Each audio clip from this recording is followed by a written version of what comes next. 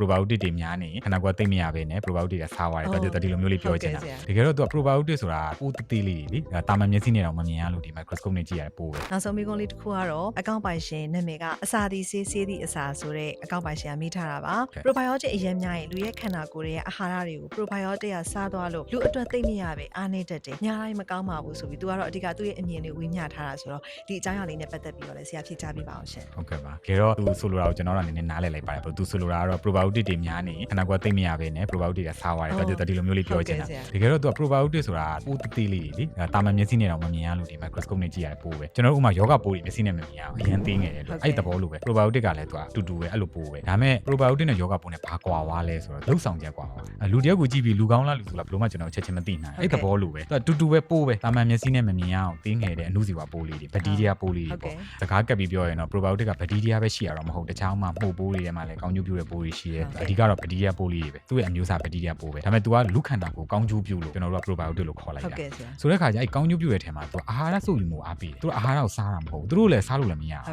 းဆိုတော့အဲ့တော့နောက်တစ်ချက်ကကြတော့ probiotic ရဲ့အစာနဲ့လူရဲ့အစာနဲ့တူနေရတော့ရှိတယ် तू ပြောချင်တဲ့သဘောကလေဆိုတော့ဘယ်လိုဟာမျိုးလဲဆိုရင် probiotic အစာကိုကျွန်တော်တို့က prebiotic လို့ခေါ်တယ်အဲ့ prebiotic ကို probiotic ကကြိုက်တယ်ဆိုတော့ဘယ်လိုဟာမျိုးလဲဆိုတော့ဥမာကြက်သွန်ပေါ့ကြက်သွန်ဒီလိုကြက်သွန်ဖြူလို့ဟင်းနုနယ်လိုဟာမျိုးတွေဖီချန်ကပြောသေးလို့ဟာမျိုးတွေနော်ရေညှိလိုဟာမျိုးတွေအဲ့လိုဟာမျိုးဆို probiotic တွေအရင်ကြိုက်ပြန်စဉ်းစားကြည့်ဒီကြက်သွန်တို့ရေညှိတို့နော်ခုနပြောတဲ့အစားတောက်တွေပေါ့ prebiotic ခေါင်းစဉ်အောင်မှာပါတယ်ကညှို့တို့အဲ့အမျိုးတွေကလည်းခန္ဓာကိုယ်ရဲ့ကောင်းကျိုးပြုတယ်ဒါပေမဲ့ကျွန်တော်တို့ကအများကြီးစားတယ် probiotic ကတကယ်ပိုးလေးကကျွန်တော်တို့ခန္ဓာကိုယ်ထဲမှာအောင်မှာပိုးတွေဆိုတာတန်းထောင်ပေါင်းများစွာရှိတယ်လို့ပြောတယ်ဆိုတော့တို့ကအဲ့လိုအများကြီးမစားနိုင်ဘူ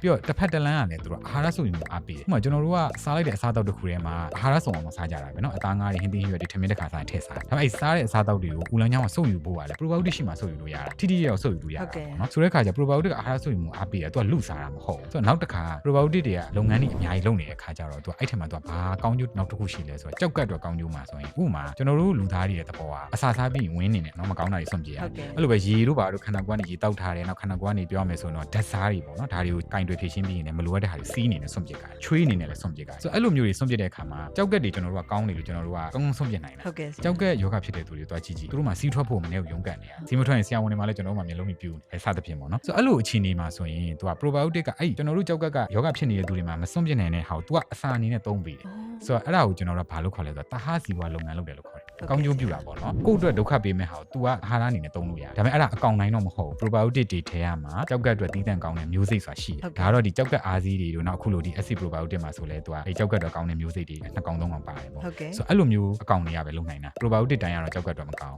းဆိုတော့ပြောချင်တာ probiotic ကတကယ်တော့အာဟာရနဲ့ပတ်သက်ရင်ကျွန်တော်တို့ကောင်းကျိုးပြုတာသူတို့စားတယ်ဆိုတာလည်းဟုတ်တယ်ကျွန်တော်တို့တော့ကောင်းကျိုးပြုတဲ့အစားတောက်တွေကလည်းသူတို့တော့ကောင်းကျိုးပြုတယ်ဒါပေမဲ့သူတို့ကဘယ်လောက်စားနိုင်မှာမလို့လဲနော်ကျွန်တော်တို့ကမျိုးသီးဖီချန်တစ်လုံးဆိုရင်ပုံမှန်လူတယောက်အစားပြည့်တယ် probiotic ဆိုတာတေးလေးတွေနော်ဒီလောက်တခွက်ကန်းထဲမှာ petri dish ဒီပကံများလောက်လေးထဲမှာတော့ probiotic ဆိုတာပေါင်းနဲ့သိန်းနဲ့ချီပြီးရှိရဆိုတော့ကျွန်တော်တို့အာဟာရချို့တဲ့ရလောက်အောင်တော့လေသူတို့ကအာဟာရကြီးလို့မျိုးမစားပါဘူးပေါ့နော်ဒါတစ်ချက်ဒါအရေးကြီးတဲ့ချက်နောက်တစ်ချက်ကကျတော့ဘာလဲဆိုတော့ probiotic တွေတက်ရှိဖြစ်တယ်ခုနပြောဆိုအနုစီဝါပိုးလေးဖြစ်တယ်တော့သူတို့ကခန္ဓာကိုယ်မှာအကြာကြီးသက်မရှိဘူးကျွန်တော်တို့လူတွေဆိုတော့ဗျာလူတက်တန်ထားပါတော့80 80ပေါ့သူတို့ကအလုံးစုံတွေရက်ပိုင်းပေါ့အလုံးစုံတွေမှာလာပိုင်းပေါ့အဲ့တော့ကျွန်တော်တို့တွေအာဟာရချို့တဲ့လောက်အောင်လေသူတို့ကလူမစားနိုင်ဘူးဒါဆိုရင်ဆရာရဲ့ probiotic တွေအဲ့လိုခဏသေနေတော့ကျွန်တော်တို့ဒီဆေးတွေကိုပဲတက်လုံးပတ်စံကုန်ခံပြီးဝယ်တောင်းနေရတော့မှာဒီလိုမေးစရာမေးခွန်းတော့ဖြစ်လာတာပေါ့နော်သူမေးရမေးခွန်းနဲ့ဆက်ပြီးပြောရမယ်ဆိုအဲ့ခါကျတော့ဒီ probiotic တွေအများနဲ့ကျွန်တော်တို့ online မှာနေခြင်းနေအောင်တော့ကျွန်တော်တို့လုပ်ရအောင်ဒါကြောင့်မလို့ခုနကလို probiotic အစာဖြစ်တဲ့ prebiotic တွေလည်းစားပေးရတယ် probiotic တွေမကြိုက်တဲ့ဟာတွေပေါ့နော်ဆက်လေးတွေပဲတောက်တဲ့သူတွေမှာဆိုတော့ probiotic တွေအများကြီးသေကုန်တယ်အရက်တွေပဲတောက်တာမျိုးနော်စိတ်ဖိစီးမှုတွေများတယ်ဥတွေကိုကျွန်တော်တို့ကယောဂကြီးကြောင့်ဖြစ်တာဆက်တာတွေလုပ်လိုက်ရတယ်ပိုးသက်ဆေးတွေ antibiotics တွေတောက်လိုက်ရတယ်အဲ့ဆိုတော့ probiotic တွေသေကုန်တယ်